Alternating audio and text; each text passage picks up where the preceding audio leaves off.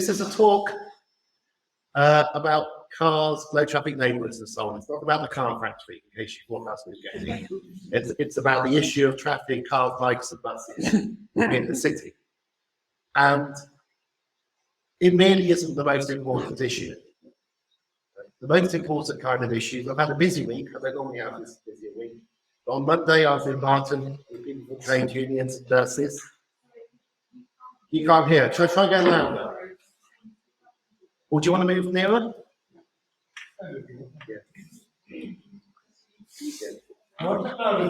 Okay, in London, I was in Barton, talking about the cost of living prices. I'm glad you got the pantry going. There were babies being washed in cold water in Oxford because people can't put the boilers on. Later on in the week, I was on the Radio 4 with a baroness who's married a millionaire, talking about economic growth. The budget today, we have the biggest drop in income ever recorded coming for the next 2 years. We also have cuts in almost everything apart from defence spending. And also this week we passed population 8 billion. And it's the first time we've passed 1 billion people without an outcry of, oh, there's far too many people in the world. I'm sure some of you may think that, but it was a good week for me. Cars, bikes, buses in Oxford are less important than all those things, but they still transfix us. Most of you can't read the text. It says that the load of Oxford has gone from 30 mile an hour to 20 mile an hour. The ring road, parts of it being slowed down. The bit through Summertown was always 30 miles an hour anyway. But this is the kind of argument that academics often have about space, where because the kind of stakes are so low in academia, we argue endlessly about who gets what office, or at least we did before the pandemic came, and then nobody wants to come in anymore. And suddenly that problem is partly solved. Father Chris, can we click forward? First of all, my part in the war. If you're my age or older, you will recognise the Spike Milligan books, how he single-handedly defeated Hitler. So I'm going to start off with my claim about how this is all my fault, and then we'll get more serious. I was born in Oxford in 1968, I think at the old Radcliffe, which is now taken over by the university. I left 18 years later in 1986. I came back 27 years after I left, and I was shocked because I've lived in other places, like recently being in Sheffield. Let's click forward again. And in Sheffield, the roads worked. You got in your car, on your bike, and you went to where you wanted to go. Unless it was the Abbeydale Road, in which case you might have to wait a little bit, but otherwise the roads worked. And in Sheffield, if you drove into the city from the ring road, and you were not a bus, you had to drive back out the same way you drove in. So you only drove into the city because you wanted to be in the city to get something and out again. You didn't think that you could cut through the city in a town like Sheffield. Come back to Oxford in 2013, it's bedlam. The ring road is just not moving in the morning. Google Maps has gone all red. Loads of bike accidents on the roads. There's a map that shows you all those. So I drew this little map, and I described the map to you. There's lots of little red lines here saying, why don't you close off these roads down in this bit of East Oxford? That seems to be sensible to me. And slightly more revolutionary, why don't you make these roads one way for motorised traffic? Easy to remember, it's called London Road because it goes to London. You're going to London, that's the road you want to be on. You're coming the other way, you've got to come in another way. Do that, and you can have double cycle lanes on both sides. So there's annoying fast cyclists who whiz past you without endangering you.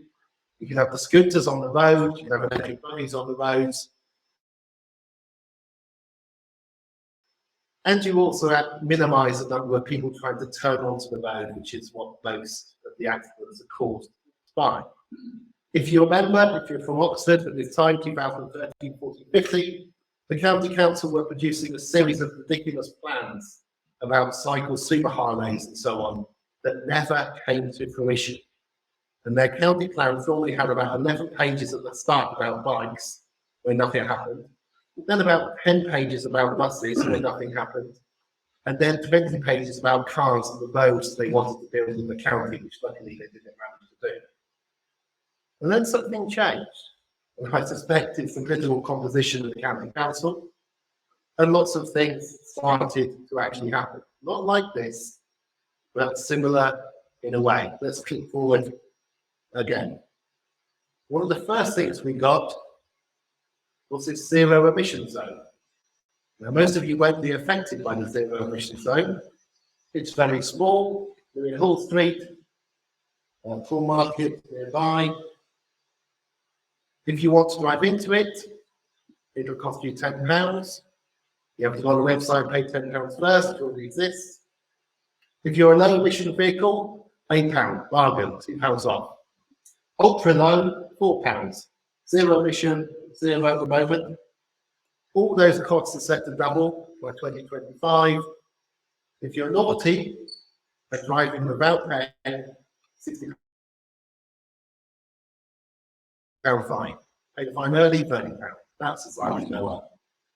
It's just the beginning. It's the beginnings of the plan. What's the effect? Now, one of the very few people who can tell you what the effect is, because here was a little college called St. Peter's College, which I happen to be on the governing body of.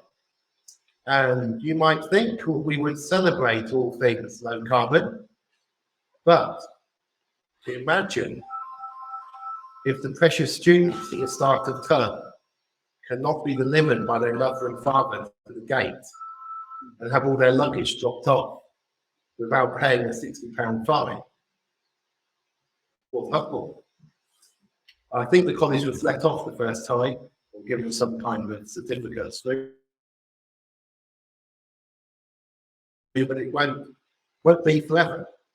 So these poor 18, 19 and 20-year-olds, totally unfit, are going to have to find a way to carry their bags from the park and ride bus into the college. It's a bit of good, I think. Let's zoom out. That's the very centre of Oxford. Next slide. Here's the proposed, not yet consulted on, zero emission zone in future. It's much bigger. If you used to drive here, past the play, nip round here, you get there, go past the Randolph, bring somebody up in the station. Well, if your car emits carbon, you're going to have to pay money. Not yet being consulted on. They're sitting on the website waiting to happen. All designed to make it cleaner, safer, more empty. But that's just up there for the future. Not yet, but it's a plan. Let's go forward again. 20 miles an hour. This is the biggest thing that happened. I learned around 20 miles an hour when I went to Sheffield in 2003. And there was a 20 mile an hour campaign in Sheffield. 2020 had a small branch there. It turned out they were only 2 people, but they were very effective 2 people. 20 miles an hour is amazingly popular.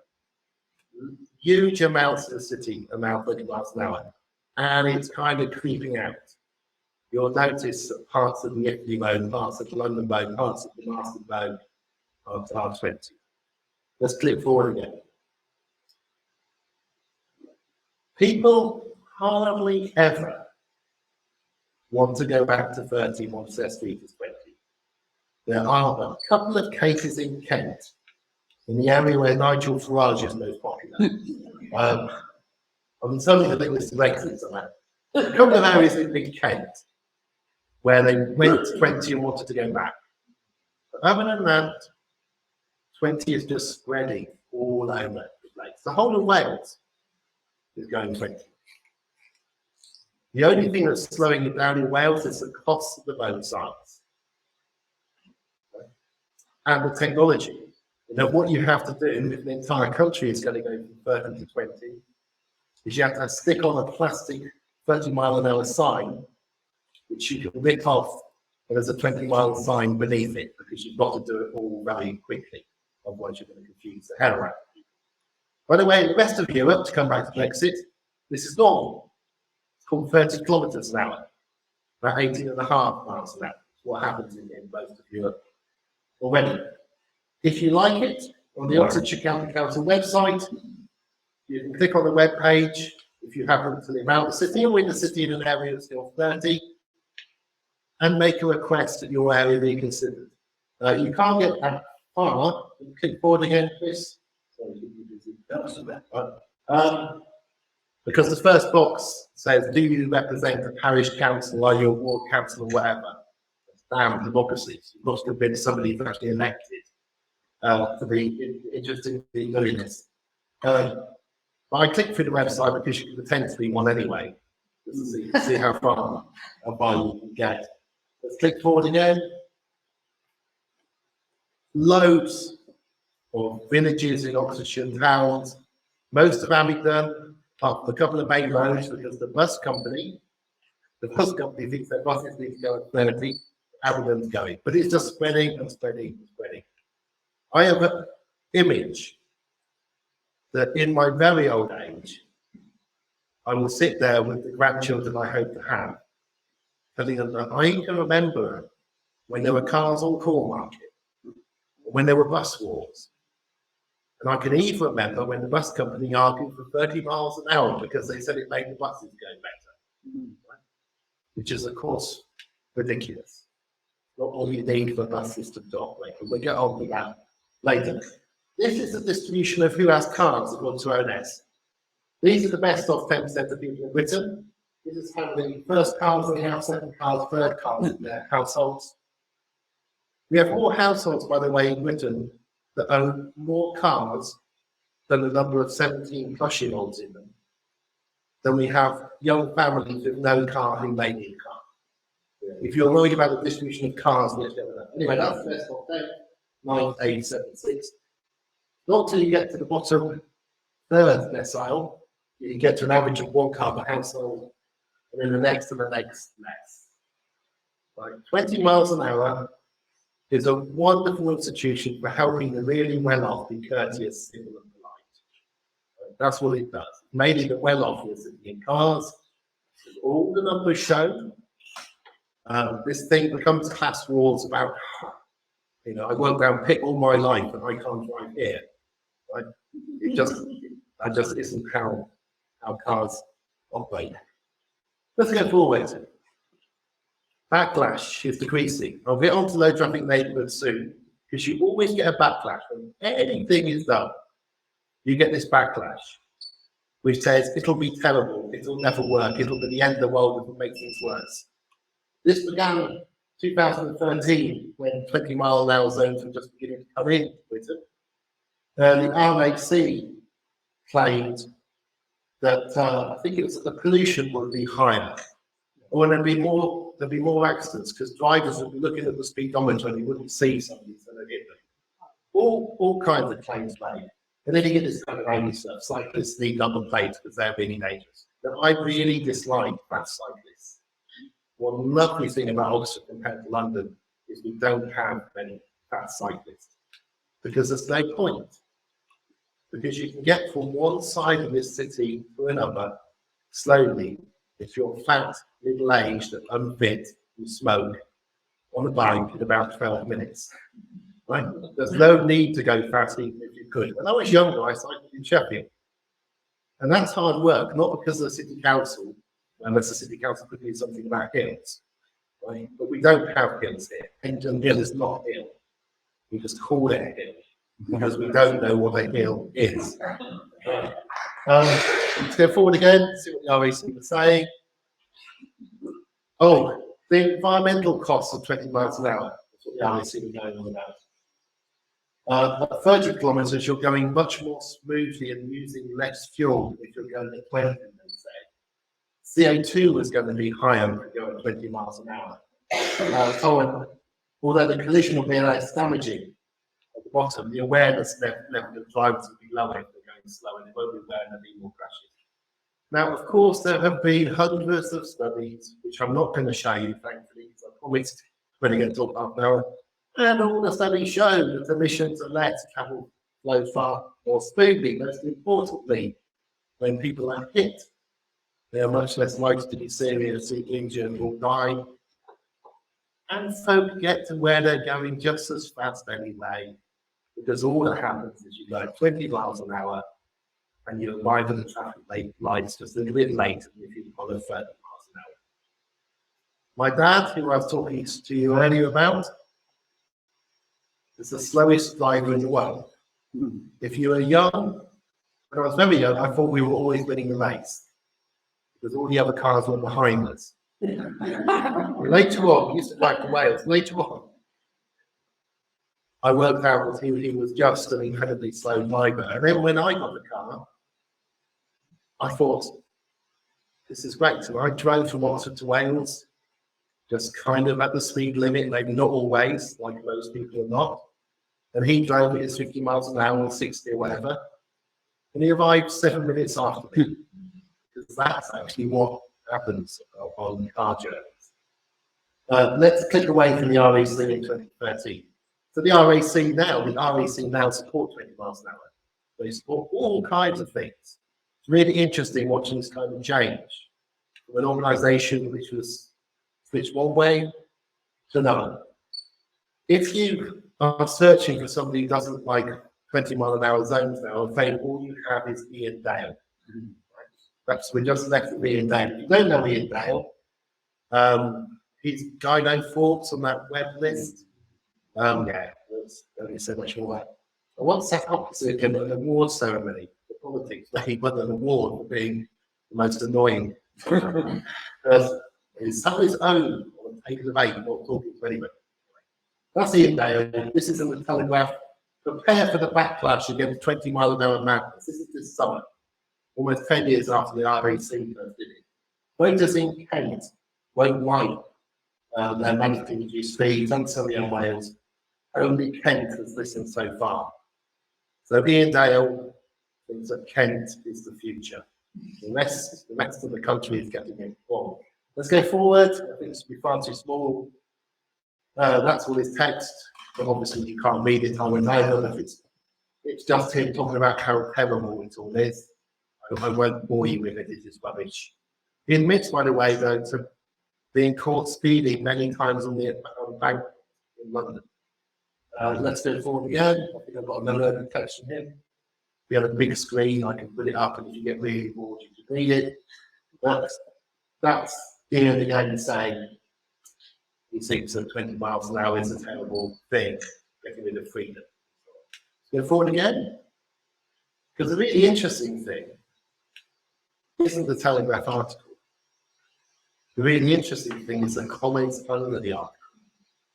Now, I like reading comments on the Telegraph articles, Daily Mail articles, Times articles. It's a little hobby I have. And normally they tend not to agree with me. But the world is changing. Now, these aren't representative, but they are a bit of a shock to find a Telegraph article by Ian Dale. This one, X Brown, most motorists are considerate to always drive slowly when the conditions dictate. Selfish and immature ones don't. Leave anyone on their law will make it easier to be punished. So still get telegraphy. We love the idea of people being punished. Mr. Dale is motivated for attacking protesters and did the bank and patience, intolerance, and action that earns police caution. So that's one of the many things he has done. I'm going to think about how he behaves in our roads. He really admits he's got little respect for speed limits. First telegraph comment. Clicking forward, got a couple more. Cat Harwood, I desperately want this. We live on a single track rural lane down which many idiots think they can do 60. These people are no longer capable of judgment, so signs of hope. Another telegraph on my commentator. London, 20 miles an hour makes my journey to work a little pain. It feels a bit bizarre and unnecessary at times. But then I saw a teenager get hit by a Land Rover. I was cursing for obeying the limit. And the teenager got up and walked away, sort of. So the telegraph readers like Douglas who actually need to see somebody hit by a car at 20 to understand why it's better than being hit by a car at 30. The people most likely to be damaged or killed by the way, very obviously, but in case you didn't know, that by children, then that from children, then that from children, and then other end of the age distribution for the elderly people. So for I think I've got one last one. Barry Newton, just to be representative to give you an idea of some of the other Telegraph comments. Many of the posts indicate the fine purpose by Barry to protect jaywalkers, as he calls them, and the ridiculous demonstrations in their use of traffic awareness courses to walk these students. Clearly, Barry's been on quite a few driving awareness courses. A little more attention to behaviour lessons might be in order. Another thought, when school children commonly play football and hockey and the like, they naturally become more adept at judging relative velocity. This seems to have gone. So if only we can bring back more sports, we could speed up the cars. All right, enough on 20 miles an hour. I doubt any of you are going to say we need to bring Oxford back to 30. It was wonderful when it was going at 30. Low traffic labels. Low traffic labels. This picture is, I think, from London. London is where the studies have been. I don't think we yet have a study of Oxford. It's too new. Low traffic labels means you're sticking those boxes of milky plants. You may stick a bollard in, and you can no longer drive through a road. So you're only driving to that road if you need to be there, not as a back road. That's a low traffic label. Let's just have a look at some of the reports.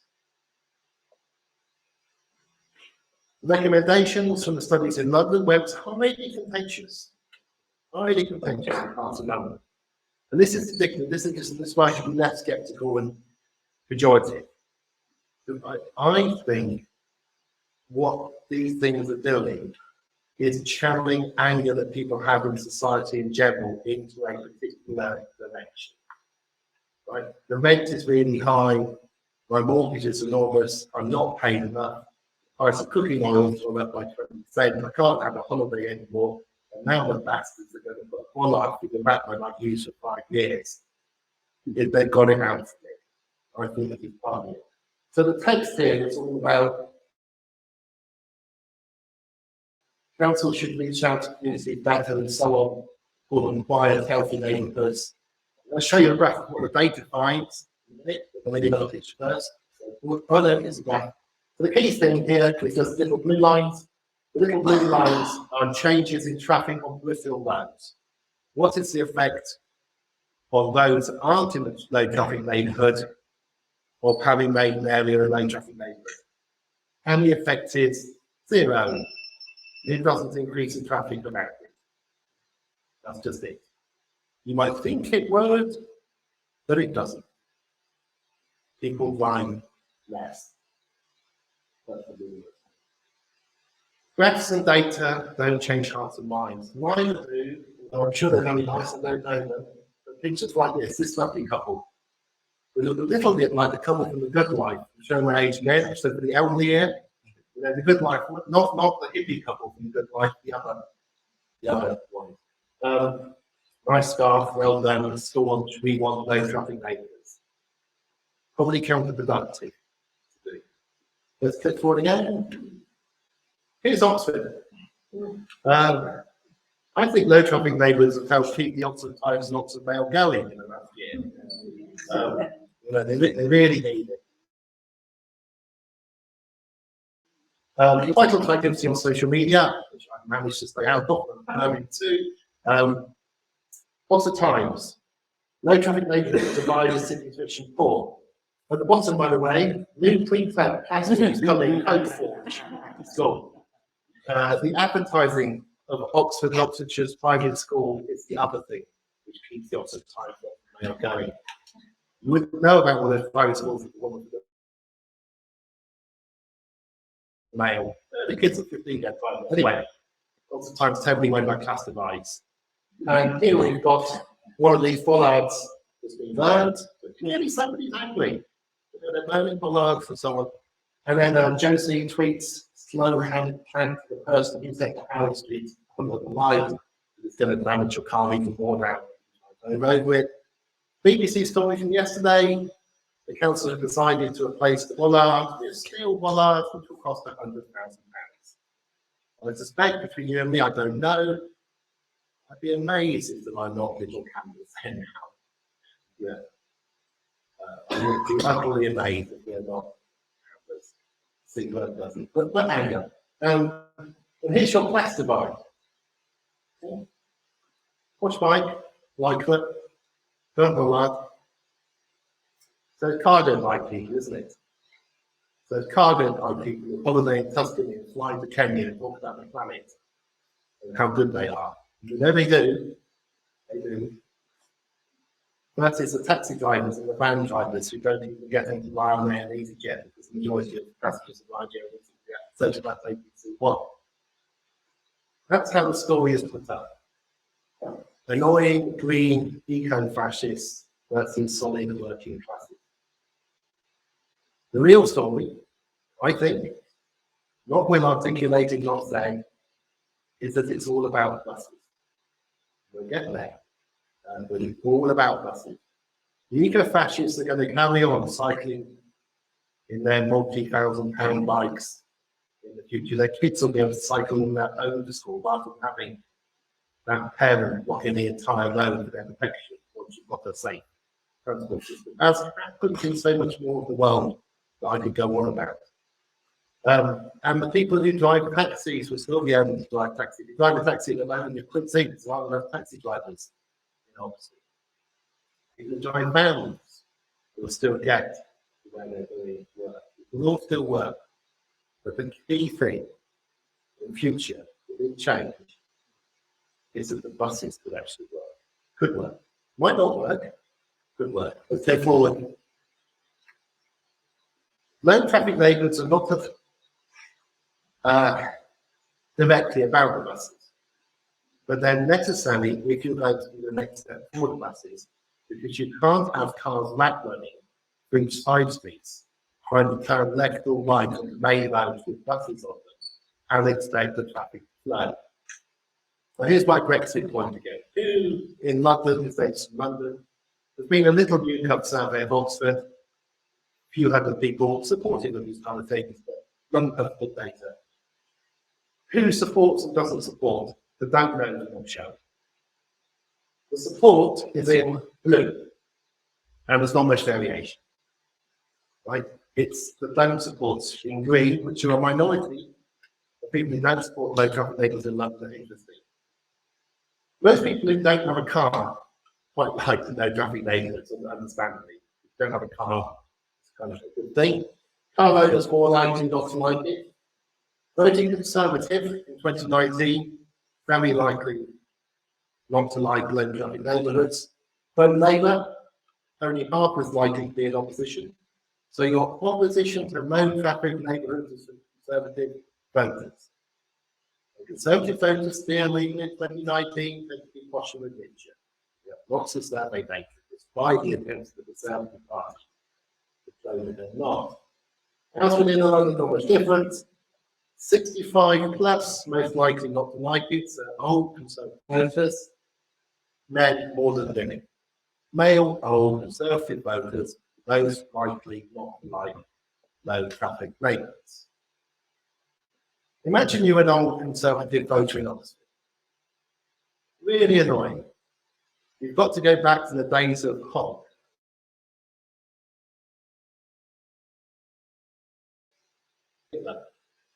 Last time we had a Tory MP in the east of the city.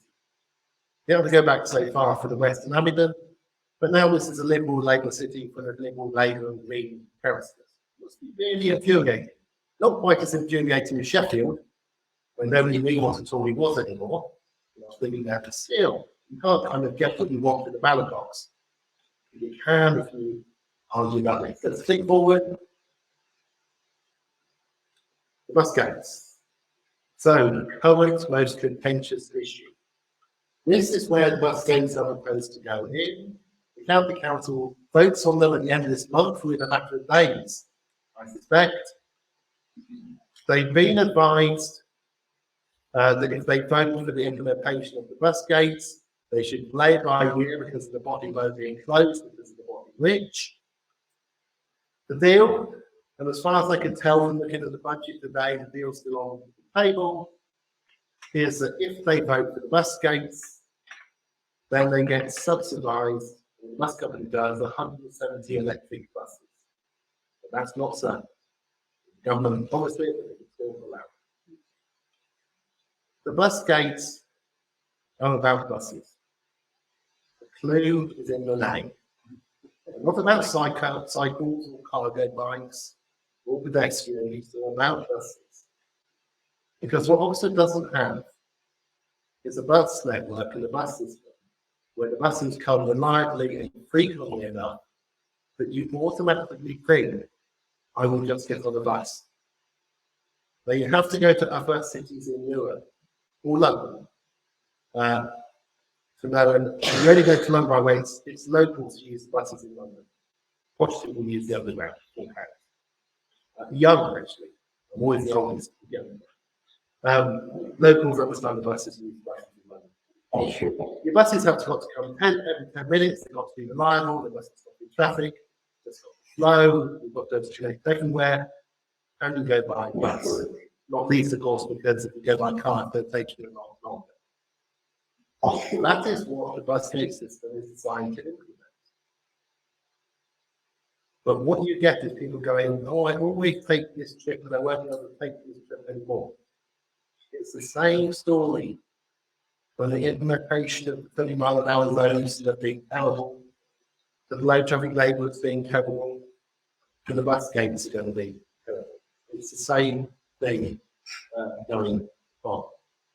The initial, if it's passed on the county council, implementation of the bus gates will be a temporary period to see if it works. Residents and people living in the 7 areas just outside of Oxford will get 100 free passes a year if you have a van and you use it for work, but they just if you have a van anyway. It doesn't cost anything, there's a whole load of exemptions if you're a carer and so on and so on. But of course, what you can see will happen is over the years, if the bus gates don't reduce the amount of traffic, so there's too much congestion, those concessions will be reduced and to the point where the city flows. It's good forward. The biggest winners in all this are not cyclists. This is all actually about buses. It's only through buses that the transport system in Oxford is going to be made to work. If you're old enough, you'll remember when Mrs. Thatcher said, if a man finds himself a passenger on a bus having attained the age of 26, he can count himself a failure in life. It was very Jane Austen. She had a lot more to say about men than she had to say about women. But the future for a city like Oxford is people finding themselves on buses. This isn't about irritating people with expensive cargo bikes, claiming that they're somehow going to be saving the planet between their holidays in Tuscany and Kenya. It's about folk who currently have to sit in buses in queues, about how few buses there are, about how unreliable they are, and about how quite remarkable that any of this is happening and being planned in Britain today. I'll go forward to my next slide. This is part of a graph which the Financial Times published recently. It's a graph where there's a little circle for every political party in all the rich countries of the world and all the middle income countries of the world as well. And what you're looking at is the extreme right of the graph here. The data the Financial Times used came from one of the longest running surveys of political scientists, where they're asked all around the world how they view the position of different political parties in terms of how economically far right or far left or in the middle they are. And here you can see the shift that occurred under Liz Truss, and which we still have with Sunak. Before Liz Truss became Prime Minister, the Conservative Party was aligned with parties like Alternative for Deutschland in Germany, the far right of Germany. It had moved to that position in 2014 when it left the normal European bloc of Conservatives. The Conservatives now, though, are more to the right, say, of the Brothers of Italy, the party currently controlling power in the coalition there. They're more to the right than any political party anywhere else in the world. I'll show you the entire graph if you don't believe me. And the Labour Party is sitting slightly to the right of the US Democrats, which is quite incredible. So in this country, which has become an extremely libertarian, free market, individualist country, where government policy is to have a state as small as it can have. State spending in the UK is lower as a proportion of GDP than any country in Europe. In this country, there are still plans and still government money to support those plans to bring in hundreds of electric buses into a city like Oxford, which are conditional on traffic filters coming, so that those buses can actually operate and move and are not sitting in traffic. And I just think it's stunning that this is happening and this is being planned, that we are thinking of having a zero carbon zone that's extended across the city, that we are seeing low traffic neighbourhoods, and that ultimately we are trying to exorcise the ghost of Margaret Thatcher and not see the person who sits on the bus at the age of 26 or 36 or 46 or 56 or 66 or 76 or 86 as a failure in life. My concluding slide. I really do think we can be optimistic. But while there are still children and adults put at risk, people having their time wasted sitting in traffic simply because their local councillors are lax or people don't see through the bigotry, there's still going to be a job to be done. We need a policy which is fair, which is green, and which is good, not a policy with some fantasy that somehow we can be fast. Thank you very much for listening to me. Yoo-hoo!